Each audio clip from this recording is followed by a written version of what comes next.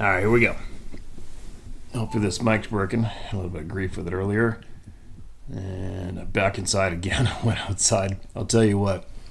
You should have seen the smoke plume that was coming up above the mountains. I can see it out the kitchen window towards a town in British Columbia called Lytton, which is way off in the distance, probably a couple hundred kilometers, whatever it is. But there wasn't a cloud in the sky for miles, anywhere, any direction. Hot as hell. And all of a sudden here comes this big, massive plume of, it looked like white clouds. And I was thinking, we're both looking at it thinking, holy crap, what is that? That is so weird. Just be coming up from the horizon like that. And then, sure enough, it was the smoke from a town completely getting burnt up and wiped out in the hottest place in North America. How crazy is that? Just up and over the mountains from us, the hottest place in North America. Those poor people. But anyway, so I just went out in the back 40, and the mosquitoes are so bad. It is unbelievable. And the only way to escape them is to put on some clothes, long sleeves. Like I tried a hoodie the other night, and it's just so hot and unbearable. So I'm going to do one more here, and then I got some things to do today, and I'm going to do some more later on. I think up valley at my buddy's farm, possibly. See what happens, but move date is 3 days away, so it's obviously as chaos around here. But I got some time always to get more voices heard, which I'm a little stubborn that way. Once I decide I'm going to do something, I won't stop. So I'm not going to stop until every person gets heard. And it is very effective, obviously. Very, very effective. All right, so here we go. There's always things trickling in from the UK, Scotland, even Ireland. Here's another one. It comes from England, UK, titled A Huge Footprint. Dear Steve, I recently found your channel and I'm enthralled by the gorgeous backdrops and fascinated by your subscribers' encounters with these beings. Over the years, there have been alleged sightings of large bipedal creatures over the UK, and as you're probably aware, we do not carry guns here in the UK. Yeah, that's unfortunate. I am English. I live in England, and during a walk with my husband in the 1980s, we were unnerved by what we saw. We were on holiday enjoying the scenery in densely forest area of outstanding beauty in the middle of England. The trail had taken us down into a small valley. At the bottom was a lake where you could fish, and it was absolutely idyllic. We walked around the lake. It was completely quiet, and the other was totally still. And the water was totally still. The dog was enjoying her walk, absorbed by all the different smells, and was completely engrossed by what she was doing. On the way out of the valley, we were nearly at the brow of the hill when the dog stopped and was fascinated by something on the trail just in front of us. When we reached her, there on the dirt track was a huge footprint. My husband placed his foot next to it, and the bare footprint was at least 4 inches longer and 3 inches wider than a shoe. My husband's shoes were a size 13, which I believe to be around 12 inches in length. We both looked at each other, put the dog back on the lead, and quickly headed back to the car. We didn't hear anything strange or see anything untoward. The area we had parked was off the beaten track, and at the time wasn't well known by visitors. I can still see this footprint in my mind's eye and remember the day as if it was yesterday. In the past, I taught students at university to be critical thinkers and how to carry out research using various methodologies. May I ask, please, what are you going to do with all this information you have gleaned, and more importantly, what type of outcome do you want as you repeatedly talk about being lied to? I ask these questions as obviously you now have a large following of mainly like-minded people who clearly feel safe in sharing their experiences with you. I'm intrigued to see what you do with this knowledge base, as I too feel as if there is something amiss here. Thank you for taking the time to read my email. My best wishes to you and your subscribers, and I will continue to watch your channel with great interest. Thank you, Steve. Sincerely, Theodora. Theodora, thank you for taking your time to email me, which is basically emailing all the people that watch this channel. And what am I going to do with the knowledge?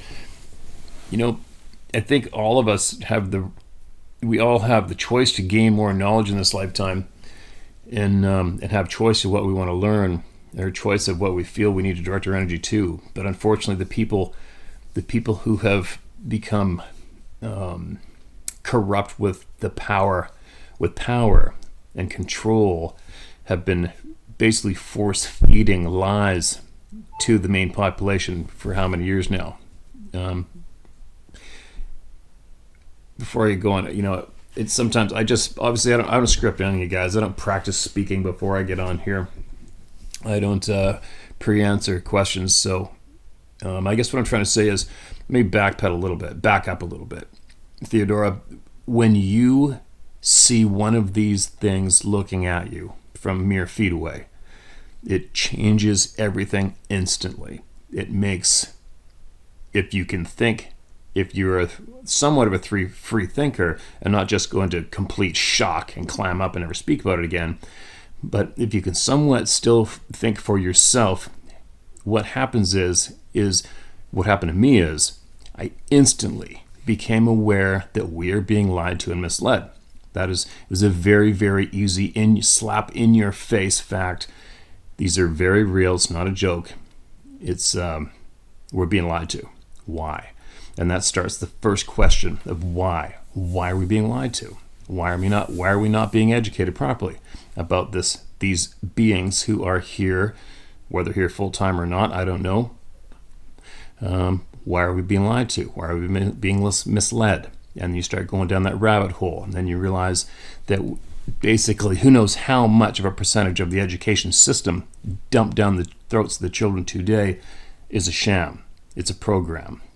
They're just programming the children to fall in line and do what they say, and not possibly acquire the true skills that we're possibly born with, or used to be born with. I don't know. So what am I going to do with the knowledge? What am I going to do with the knowledge? I just want to, first off, I'm motivated to give back the respect to the people that have had these experiences and been ridiculed, laughed at, discredited, and lost their jobs, had families broken up over it. It's not fair. It's bullshit. Not one human being asked for this. But unfortunately, not many people had a safe place to share it. Unfortunately. I don't know why, but the majority of the population has been geared up to turn on and shit on its neighbor at any given moment with basically any given topic, especially today. It's amazing to me. It's sad. So, first off, my first motivation doing this now is exactly what I just said. Giving the voice back to the people, giving them respect, and letting them know they're not alone. What are we going to do with the information? Well, hopefully, we're going to keep on acquiring true, honest knowledge through letting the people speak, and we're going to see just how much better our lives can get, right? There is a lot of misleading going on today. I don't know about Britain. It kind of looks like it to me. I would imagine that the UK's government leadership is absolutely corrupt, just as is the North American current government leadership is absolutely corrupt. People are getting used up and spit out and cast aside, and far too many people do not have a fair crack at living their life to the max in what society has been creating today. Anyway, listen to me go. I could go on and on and on. But anyway, I guess getting back to answering your question somewhat quickly here, because I got a lot more shares coming, is the respect back to the people and gaining the knowledge that has been blocked from us. I want to know everything. I want to learn everything. I do not believe there should be any secrets. There should be no secrets kept from the people. There shouldn't be one human being. Not one human being is qualified to be more deserving of knowledge than the other. It's not fair. And these people as well take over 65% of our money from us and turn around and lie to us and use us and suppress us and stop us from having a fair crack and having all the knowledge we can, the true honest knowledge about us, our history, and our future. And it's a real shitty thing, being lied to and misled and having your money taken from you and nothing you can do about it. So, all right, I'm going to stop babbling now. Hopefully that makes sense. I don't know. Maybe it will when it comes to edit. Maybe it won't. But I could go on and on and on in different directions. It's easier to have somebody in front of me to have that conversation, I feel. But I hope that gives you somewhat of an idea of how I feel about this and why I am pursuing this and trying to take it as far as I can. People deserve the knowledge. They especially deserve the respect, and they deserve the choice, the chance of living their life to the fullest with all the best information available to them. And that's what we're going to get to. Now, what do we got? Another share here coming up. Again, Theodora, thanks for emailing in, all right? Absolutely appreciate it. And if you have anything that'll help the people, make sure you email us again, all right? July 25th, 2020, Washington. Dear Steve, you're doing an excellent job in reading all the experiences from people who have found your channel. Many more people who are afraid to come forward and tell their stories. Some people are in denial or afraid to say anything about it and or are haunted by their experience. People's stories are not to be judged by other people. These people are still having a hard time in their belief. Besides, everyone's experience is different. The Stetel are territorial of their areas. Okay, I'm guessing that's another First Nations name for these beings. To radiate fields or frequencies to where we feel and hear them. Some forest people are invisible and or shimmer while passing through portals. Some of the Stetel arrive as bright lights floating up and then downward before appearing in seen and unseen form. Remember, we're all connected and must learn to respect the boundaries presented in the forest. If you can see cross logs, trees, do not enter. If you see a broken tree at the base and leaning and connected to the base, stay on the trail and do not enter. Some invisible creatures will attack you and leave physical marks. I'm starting to see more of the Stetel as each tribal member reveals more to me. I did not ask for this gift, nor do I want it. My aunt said, I am chosen because of my frequency of vibration. When you least expect to see or feel a group of people, they are there watching. I had driven down to the Bridge of Gods, Cascade Locks, which borders Washington and Oregon State. I had departed the Bridge of Gods at 12 p.m. I drove the long way home to capture some more landscape pictures. I remember passing people parked on the shoulder a couple miles down from a beautiful spot. I pulled over and started out of my car to the birch forest when I started to smell some rotten carcass smell mixed with a skunk. It had an awful smell. I was looking for the dead animal. I stepped onto the road and looked up towards the birch trees. To my curious mind, I saw a 12-foot plus dark brown and red, erect, hairy creature. This tall creature stood behind the birch tree while looking at me from the second branch. Stetel is what the Nisqually indigenous people call Bigfoot. At that moment, I was curious but shocked to see the legend before me. As I raised my camera to take a picture, Stetel stepped forward and started stepping towards me. I started stepping backwards towards my car. As I reached my car, I raised my camera again to take a picture, and then Stetel yelled at me. It was awful as F. I got into my car really fast and peeled out of that area fast. I could not get off that mountain fast enough. I had to call my aunt as I was making my way down the crazy road. I was freaked out. My aunt spoke to me and stayed on the phone until I lost reception. By now I'd noticed that the sun was setting. I pulled to the shoulder and set up my equipment for a couple of shots. When I arrived home, I forgot all about these pictures until last month when I began editing them. The image of the face-off was blurry. The second image of importance is attached to this email for you to show the viewers. As the sun was setting, you'll see a round object entering to the right side of the sun. The tree to the right has a red mist over the branch closest towards you. Needless to say, this experience ruined my landscape photography for a very long time.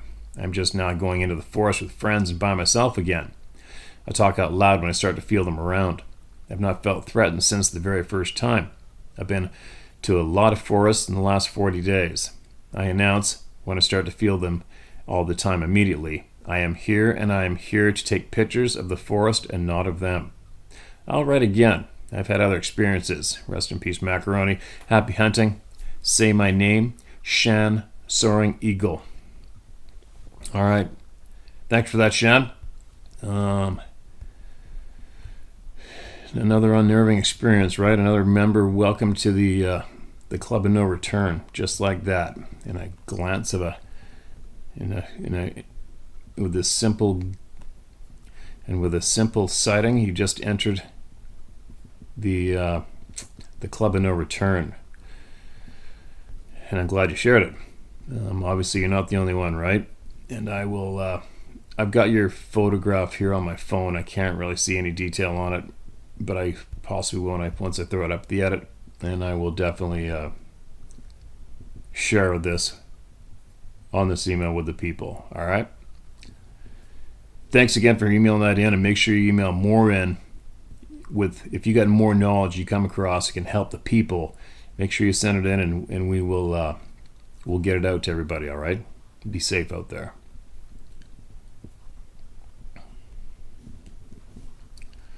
All right, my experience. Hey, Steve, please share without my name or email address. Okay, man, you got it.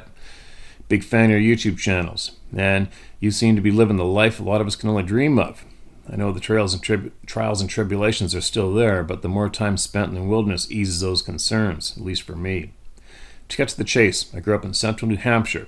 If you've ever seen the movie On Golden Pond, that is the lake I grew up on. Fairly rural, but not quite the middle of nowhere. However, the middle of nowhere is not far away. Myself and one of my best friends, over 20 years at this point, saw one of these beings when we were 16. He's exactly a week older than me, and we're enjoying our first taste of freedom as his grandfather had given him an old car and he got his license before me. We were driving along an out-of-the-way dirt road not far from my parents' house. The kind of road you wouldn't be on unless you knew it was there. This thing, being, creature, whatever you want to call it, walked right in front of us as we came around a sharp bend on the narrow old road. It was huge. We were so close we could only see up to just around the tricep/shoulder area. It was a burnt reddish-brown color and very clearly walking on two legs. We both looked at each other and said, "Holy shit." We were so close that I can very clearly remember the color of the skin on its palm, a dark ashy gray. We could see the wrinkles on its hand, just like you and I have. Its hand was enormous, at least a foot long. It crossed the entire road in 2 or 3 steps. We never saw a face. It was so close that the headlights of the car did not reach that high. I would guess within 10 feet. Neither one of us thought anything about it after the fact. We both apparently just kind of said, well, I guess they're real. Recently I came upon your channel, and this came flooding back. I asked him about this experience as we live on opposite sides of the country now and see each other on rare occasions, even though we keep in touch. All he said was that it wasn't a bear or moose. He, just like myself, had grown up in the outdoors, with parents who took us camping instead of going to Disney World. We were both competent enough in the deep woods at this young age that our parents would drop us off at trailheads one morning and pick us up the next afternoon. Well, that's pretty cool. I've had several experiences of being extremely uncomfortable in the woods. One so bad, I turned a 4-mile hike into a 10-mile hike because every single fiber of my being said, do not go back the way you came. I never understood it, but maybe one of these things was around and didn't want me there. All right, man, I appreciate what you're doing. I really enjoyed the point you made in one of your videos where you said something along the lines of, if I go into town and tell someone I saw a moose, and they tell me I'm making shit up, that hit home for me. Best not to be named. All right, man. Appreciate that. Absolutely appreciate you took the time out to share that experience with all these people here. And obviously, you know you're not alone. And it's pretty funny how possibly your buddy and you didn't talk about it for a long time, right? Or talk about it out loud. That's still always going to be amazing to me how people will instantly silence and not talk about things after they have the shock of seeing them. But this is really turned around, isn't it? I mean, isn't it absolutely amazing how many people have had experiences and are writing in? Or maybe it isn't amazing. Maybe it's mathematically correct, considering this is very real and going on. So I guess it would mean that this has been going on since the beginning of our time, right? And still going on today. And with billions of people on the planet, that makes for a lot of experiences. But holy cow, what an effort the pricks have put down to keep this topic suppressed. How amazing is that? Those dirty bastards. But at least we're turning around now, right? Oh, there's my token plane in the background going over the house. All right, here we go. Tuscaloosa, Alabama. Tuscaloosa, spent much time in Tuscaloosa. Hello, Steve. What you're doing is very much appreciated. Feel free to share my name. My name is James Dunn. As the header says, I was in Tuscaloosa, Alabama. It was about 3:30 in the morning when I was awoken from my sleep because the lady that we were staying with at the time needed a ride to work. I can't say I was overly joyed by this, but I went ahead and got up and gave her a ride to where she worked, which was about 13 miles away from the house we were staying at the time. This is a very secluded area with a bunch of twists and turns up and down hills through a very thickly forested area. So I went ahead and dropped her off at the gas station where she worked at and headed back home. About halfway or so from the house, the vehicle I was in started sputtering. I said to myself, oh great, this is just great, of course, this would be happening right now. The gas hand was broken in the vehicle, so dare I say I ran out of gas. I did not know the gas hand was broken at the time. Needless to say, I wasn't very happy because I knew I had to get out and walk back to the gas station. So I hop out and start my trip. Needless to say, I was talking out loud, pretty angry at this point. Looking back now, I wish I had just stayed quiet while walking. I continued walking when all of a sudden I got a really strange feeling. Not necessarily a feeling of fear, but a feeling of someone or something is watching you from in the woods. So I'll bolt around to my left, staring directly into the woods. So I go ahead and dismiss it as obviously I'm just being paranoid because I'm walking basically in the middle of the woods on a concrete slab, and these woods are close enough from where I was walking to where I could reach out and touch the first set of trees. I start walking again, and that's when it starts getting weird. Now I can clearly hear something walking, pacing me in the woods. I continue to walk. It does too. I finally stop and make a lot of noise in the hope that it's just some kind of animal that I can scare off. After I'm done making all the noise, I can start walking again. Okay, we're missing periods, you guys, so bear with me.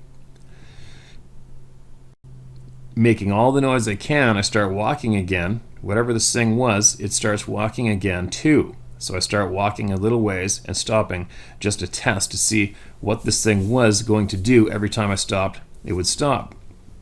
By this point, I can clearly tell whatever it is isn't walking on four legs. It's definitely bipedal. I'm in the middle of the two-lane road, walking down the road. I start to take inventory of what I have on my person that I could use to defend myself, if need be. All I had was the keys from the vehicle and a keychain knife that just happened to be in my change pocket of the jeans I was wearing. I was definitely starting to freak out a bit at this point, so I began to talk to whatever this thing is in the woods, and telling it, and I don't even know why I said this to it, but today I don't want any trouble, but I do have a knife, and if you do come out of those woods and try to kill me, you may succeed, but I will maim you in the same way before you do again. As I said, I'm pretty freaked out at this point. Okay, no commas or periods, you guys.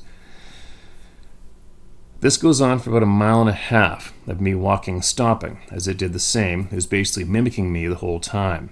At this point, I was pretty fed up with whatever this was. That's when I got a weird feeling, and again bolted to my left, turned around to look at the wood.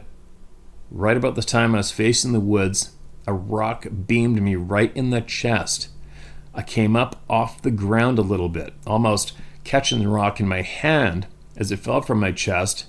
Not that it hit me so hard, it brought me off my feet. My reflexes kicked in is all anyway. As I land, I'm basically already flipped back around forward. As I'm 100%, I'm going to start running from this point. I even screamed a little bit as this was all happening, as this completely caught me off guard. I remember a house up the road a little ways that I passed. I just happened to have a telephone pole that had a light on it. Otherwise, this place was completely pitch black dark. So I made a break to get to that light. The whole time I'm running, whatever it was also in the woods, still keeping pace with me, and I'm in the middle of a road, wide open. This thing was in the woods, a forest, pretty thick forest, was still able to keep up with me. I could hear sticks breaking. Not sure if it was the sticks that were on the ground or it was breaking sticks off the trees as it was coming past them. Maybe a combination of both. But it made quite a bit of noise. Quite a long full-bore run. I finally make it to the house with the telephone pole with the light, and I get directly under the light.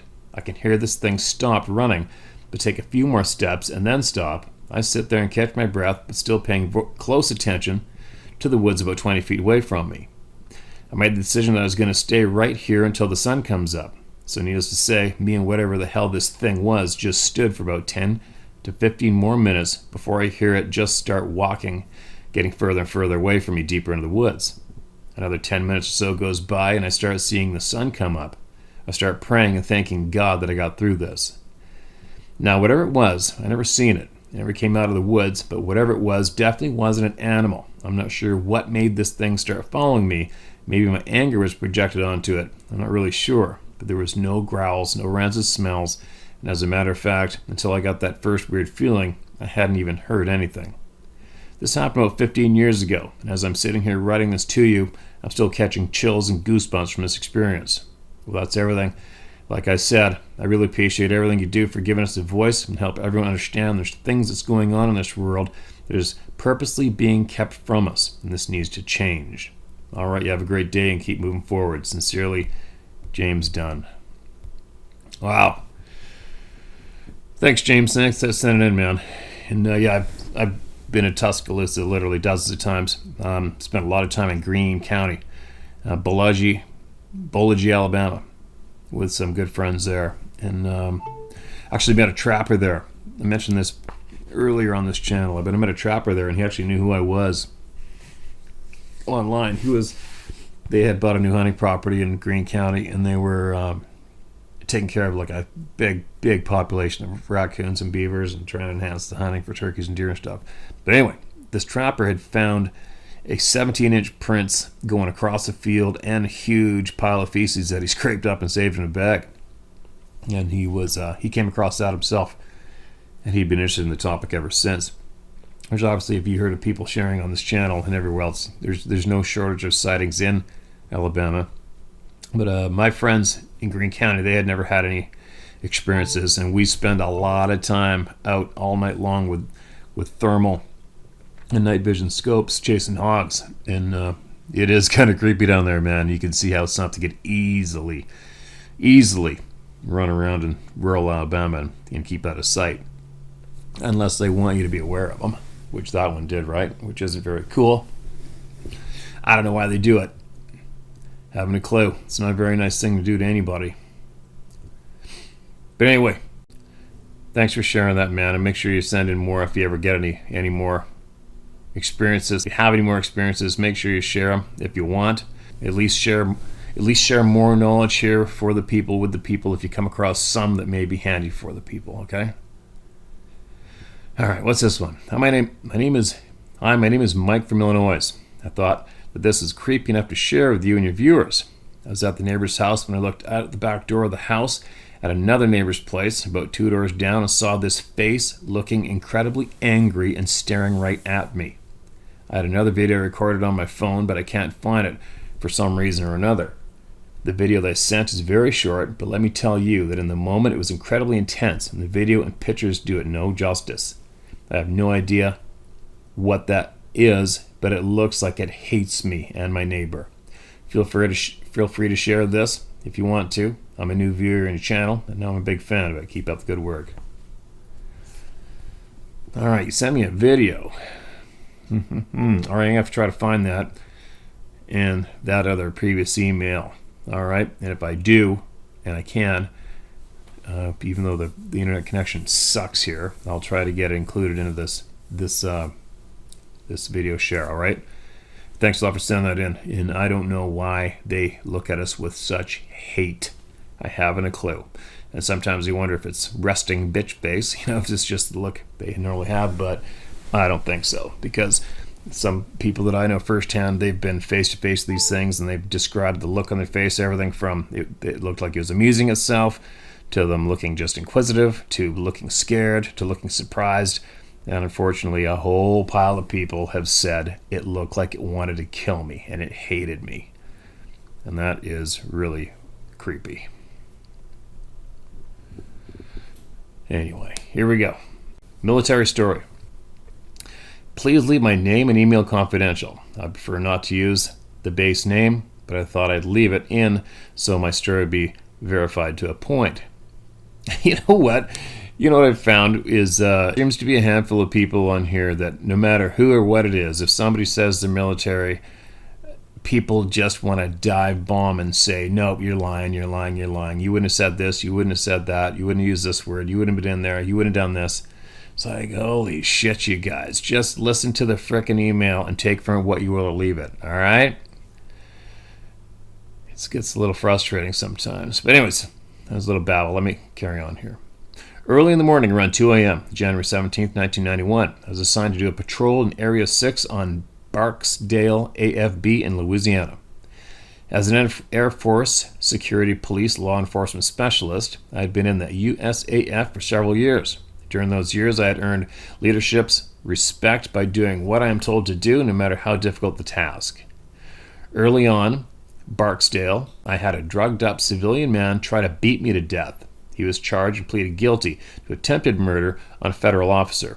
I had been shot at several times by pissed-off gang members who thought they could send their buddies on base to sell dope and mess with enlisted spouses and dependents.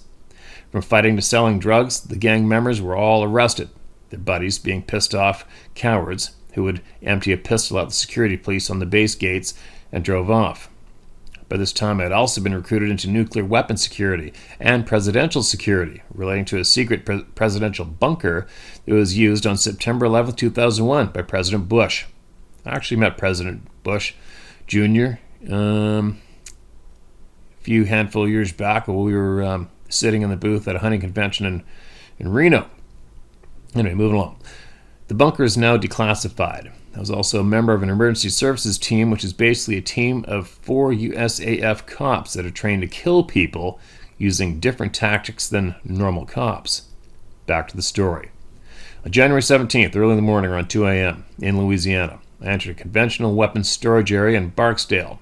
The CAS area was located away from the main area of the base, carved out a heavy forest area. Inside the CAS area are bunkers. The bunkers have large locks on the doors that are easy to see using a spotlight from a vehicle. I enjoyed doing the CAS area checks because it was often peaceful, and I was able to enjoy checking on the area and exploring it alone. While doing this routine check, I had the gut feeling something was wrong and I should leave. Because of this feeling, I called dispatch and informed them I was doing a CAS area check. Dispatch understood I would be in the area approximately 20 minutes. The check ended up taking much, much longer. While doing the check, the weather suddenly went from misty to heavy fog and heavy mist, limiting my visibility to about 50 yards with a spotlight. As I crept through the CAS area checking bunkers, I became more and more scared. A fear that was new to me and I had never experienced before. This fear was strange and seemed to hang in the air, swept over me, and I felt almost a desperate need to leave the area. However, I wasn't finished with my area inspection, so I stopped my vehicle, got out, chambered around in my M4 rifle, and ensured I had my Beretta M9 sidearm ready. Re-entering the vehicle, I continued my inspection. As I cleared the older bunkers, I started on a new bunker area. The fear I felt was thick in the air, and I had to fight against the gut feeling I needed to leave the area quickly. As I approached the new bunkers, slowed down, and had to pull up very close to them because of the heavy fog and mist. I turned on my spotlight and was shocked to see a row of bunkers' doors open haphazardly and the padlocks cut off and laying on the ground. I immediately called dispatch and informed that I needed backup and I had found an unsecured area. Dispatch is acknowledged, informing they did not have a unit to back me up and I should clear the area alone. Everything I was informed to do was so far out of our normal procedures that I knew dispatch was dealing with a much bigger issue. I put the vehicle in park, grabbed my M4 rifle, and slipped the safety off. I took out a flashlight and looked into the bunkers that had been cut open to find all of them completely empty. Relieved, I knew terrorists or enemy combatants would take what they needed or wanted and would leave a lot behind. Only the USAF would empty all those bunkers so quickly. I called dispatch and informed that I was going to return to the main base, and they acknowledged. An incredible terror was being directed at me. It felt as if it was trying to control me, and I felt as if there was someone close by who absolutely hated me, and I was picking up on this hate and projected fear and loathing, an intense evil that I should get away from. I got back into my vehicle now that inspection was complete and drove up to the lock gate that I needed to open to drive the vehicle out. As I exited the vehicle, I had this absolute terror wash over me, to the point that I looked around into the darkness, mist, and heavy fog. I even called out asking if there was somebody nearby. Nothing but complete silence. No aircraft, background noise, no radio chatter, no vehicle noises from afar. Bizarre for a busy Air Force base. To make a long story short, the gate was stuck. I was unable to open it. The evil feeling became incredibly strong now. I could feel this presence standing behind me, full of hate and evil.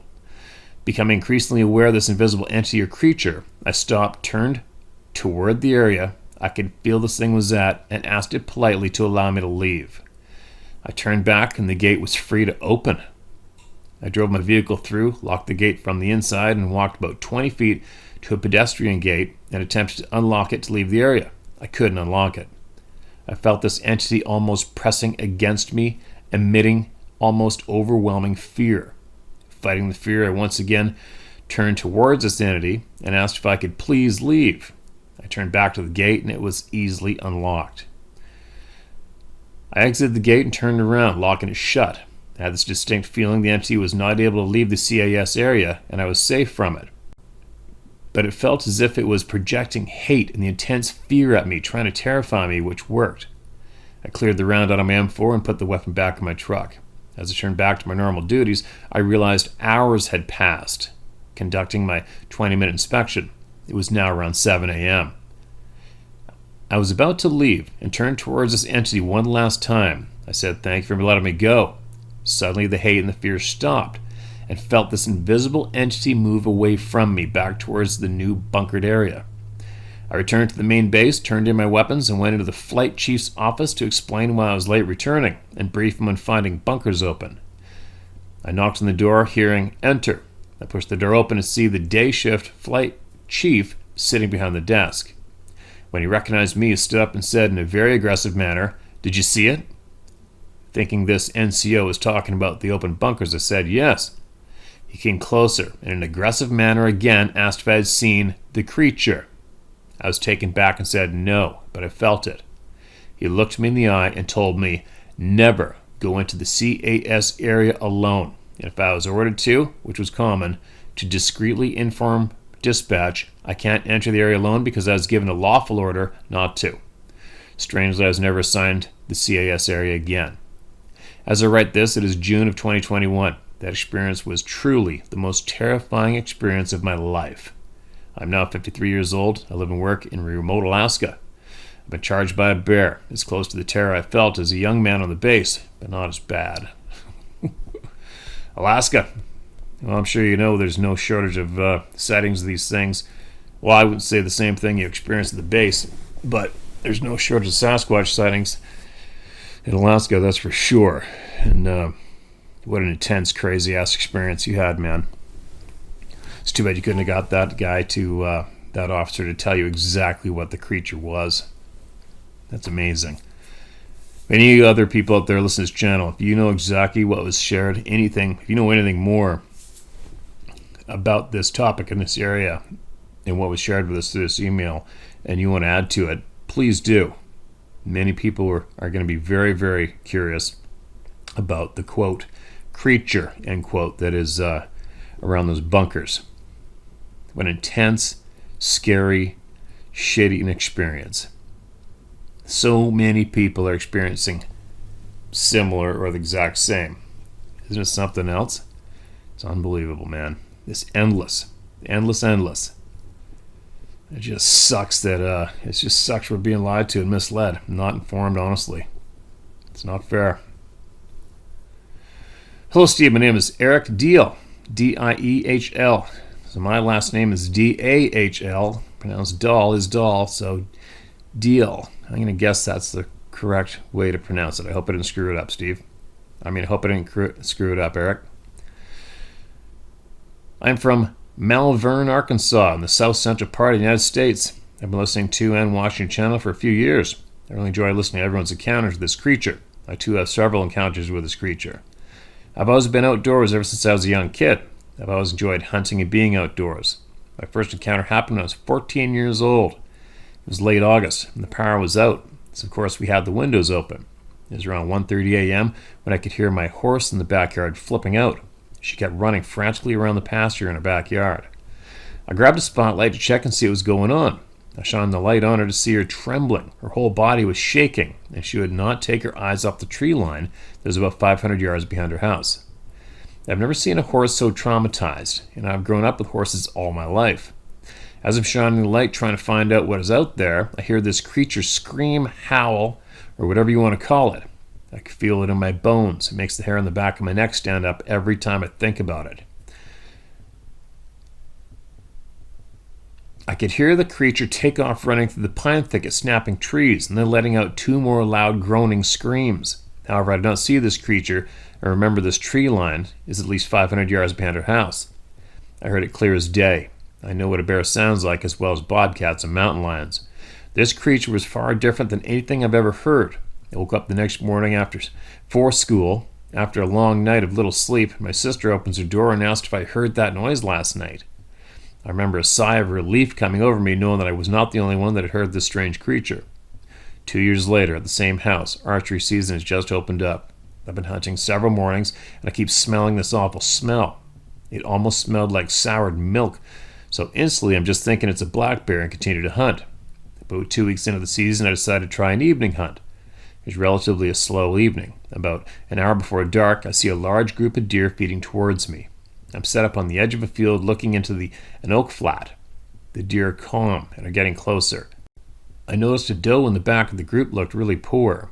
So, being the hunter I am, I decided I would take her if she gave me the chance. The deer about 60 yards away from me, and I noticed the deer I was going to shoot walks away from the herd into the same thick cover.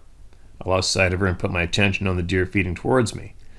I then hear a twig snap, and I heard a deer bleating like crazy.